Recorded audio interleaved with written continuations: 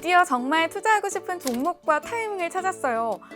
근데 어떻게 하죠? 저는 이번 투자에 힘을 좀 싣고 싶은데 갖고 있는 달러는 도토리 씨앗 같고 무슨 좋은 방법이 없을까요?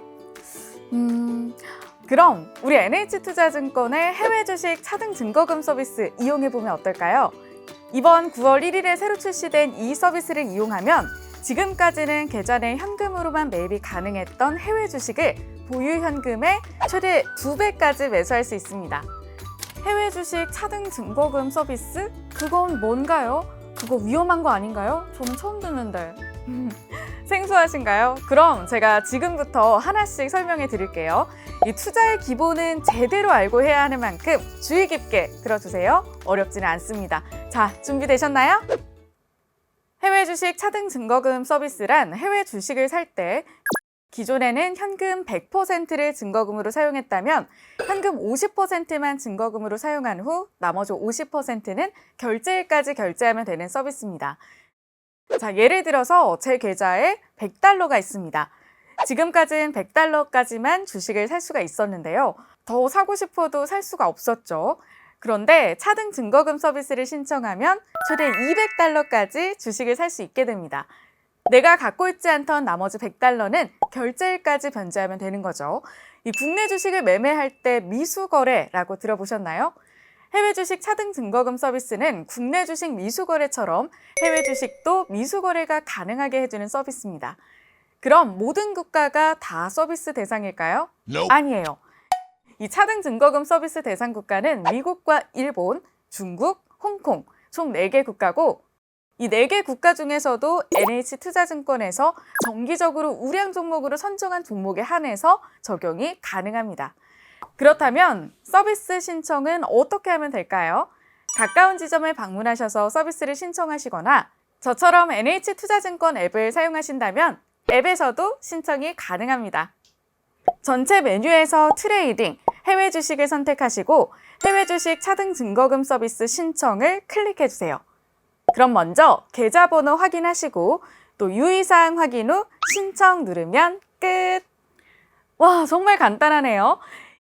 이렇게 모바일뿐만 아니라 HTS에서도 신청이 가능합니다. 서비스 신청 정말 편리하고 간단하죠? 여기서 중요한 꿀팁 하나! 기존 논스톱 매매 계좌로 불렸던 통합증거금 계좌에서도 차등 증거금 서비스를 이용할 수가 있습니다. 해외 주식 매매의 폭이 확 늘어났죠? 이제 조금 더 상세히 해외 주식 차등 증거금으로 어떤 종목을 이용할 수 있는지 알아보도록 할게요. 현재가 화면을 살펴보면 증 50이라고 표시된 종목이 현금 50%만 증거금으로 징수해 미수 사용이 가능한 종목입니다. 제가 관심을 갖고 있는 애플도 증 50이라고 돼 있네요. 덕분에 애플을 사려던 수량보다 더 살 수 있게 됐습니다. 그럼 주문 방법은 어떨까요? 복잡하진 않을까요? 그럴 리가요. 해외 주식 주문 화면에서 주문 가능 버튼을 클릭하면 현금 가능 수량, 미수 가능 수량을 확인하실 수 있습니다. 지금 계좌에서 현금으로는 100주, 차등 증거금을 이용하면 200주까지 주문할 수가 있네요. 같은 내용을 잔고 화면에서도 볼 수가 있답니다.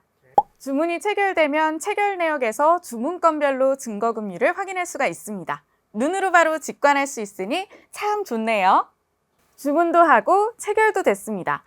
그렇다면 지금 나의 외화미수 현황은 어떻게 확인할 수가 있을까요? 우선 잔고 화면에서 미수 관련 항목을 볼 수 있게 설정해야 합니다. 같이 해보시죠. 레고! 화면처럼 해외 주식 잔고 화면의 오른쪽 위 점 3개 버튼을 클릭하고 미수 관련 항목 조회를 활성화합니다. 결제 후 예수금을 확인할 수가 있으시죠? 지금 제 계좌로 주문을 했더니 결제 후 예수금이 이렇게 조회가 됩니다. 결제 후 예수금 잔고까지 알아봤는데요. 자, 이젠 결제일에 마이너스로 보여지는 예수금을 어떻게 하면 되는지 방법을 안내해 드리겠습니다. 첫 번째, 가장 간단한 외화 입금.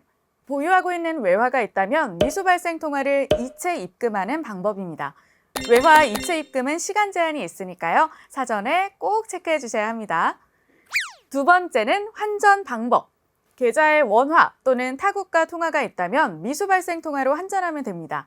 환전도 시간이 정해져 있으니까요. 환전 가능 시간 꼭 확인해 주세요. 주의하실 점은 외화미수 발생 계좌에 원화미수도 같이 발생하게 됐을 때 원화로 입금을 하게 되면 원화미수가 먼저 변제됩니다. 이 점 꼭 기억해 주세요. 마지막은 주식 매도입니다.